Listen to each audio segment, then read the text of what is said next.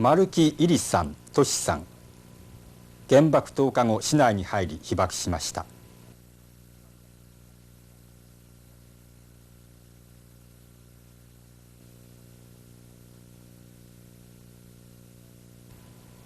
一貫して原爆を描き続けてきた画家です。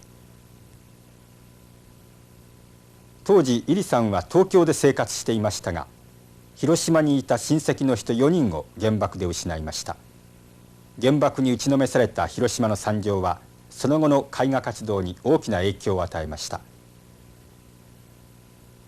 丸木夫妻は原爆の図14部作をはじめ、ひたすら反戦の願いを込めて作品を2人で制作してきました。現在丸木さんの作品は埼玉の丸木美術館に展示されています。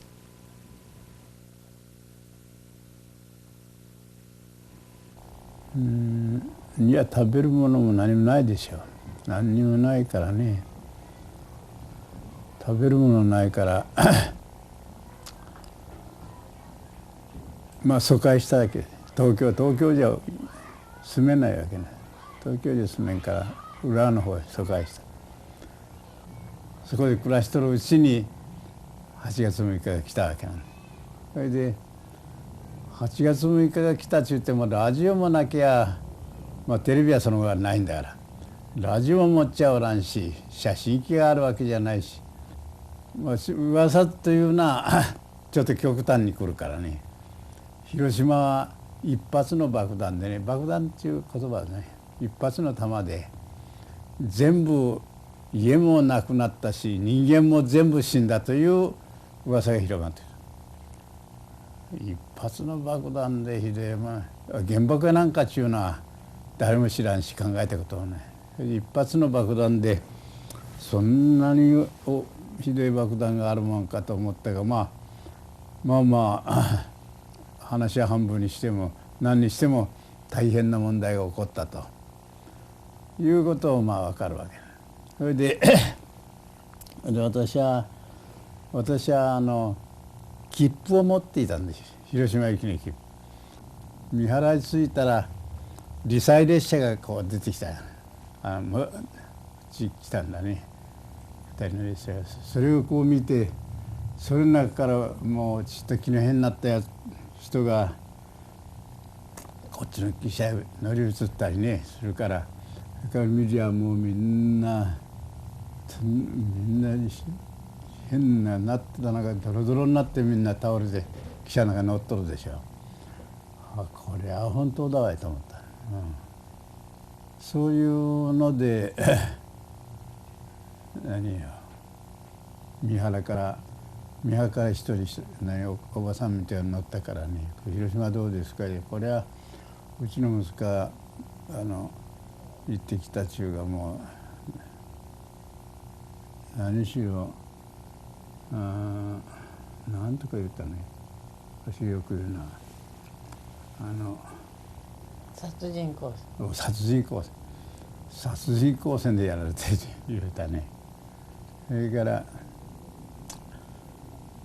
広島はもう家もないし人もみんな死んだよって言うから、そうかね、まあ本当だねと思う。そこで初めて本当だと思った。それで見舞いに行ったね私。そしたらこう登っていく時に少し高いところでね、高いところでちょっと平たくしたところに家が建ってたんですよ。で家はなくなってて、そして蚊帳を拾ってきてね、蚊帳を木の枝にこういうにつって、それでそのおじさんですよね、おじさんって言ってた、それ死んだ分じゃないの、わしのいとこよ。そう、そして死んだのに痛いよって叫んでて、たら女房がね空き缶持っててね、箸持っててね、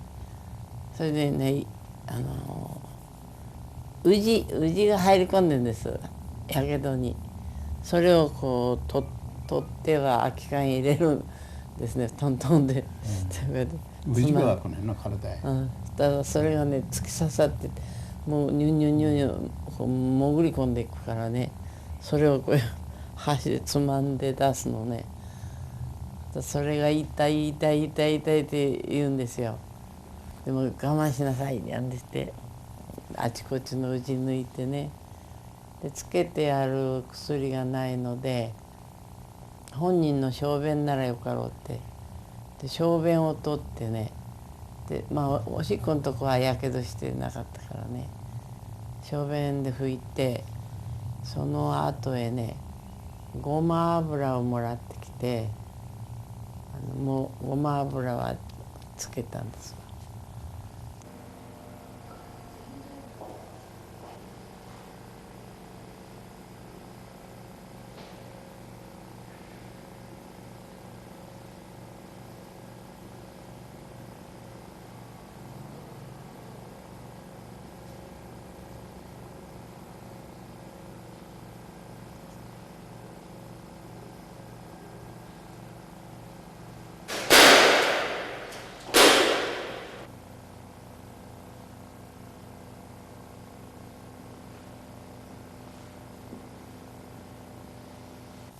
一つ描いて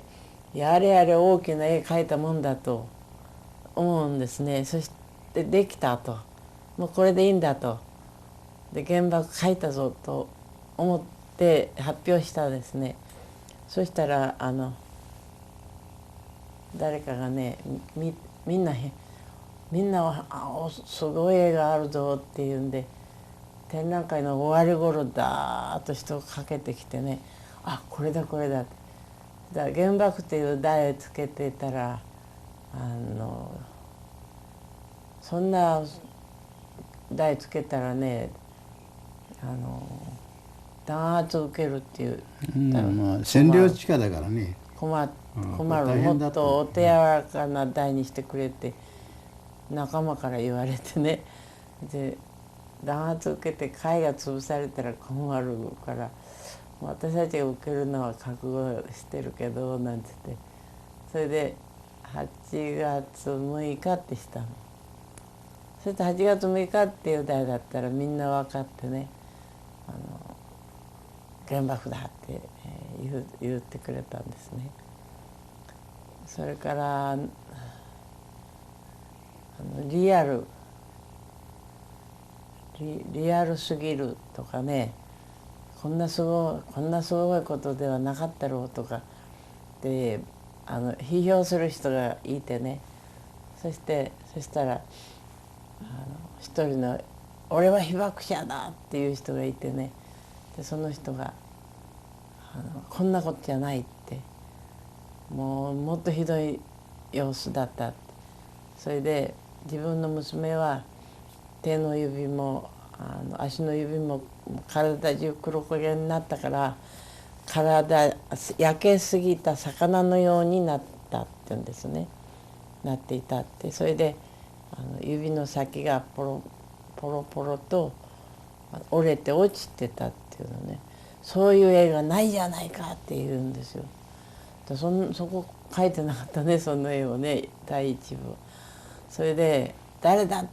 作者はどこにおる?」って言うから「はい私です」って言ったらね、私の娘のようなそういうの描いてほしいって言ったの。それではあと思ってね、これは1枚だけじゃダメなんだなって、もっと描かなくちゃいけないなってその時思いました。でだんだん増えていったんです。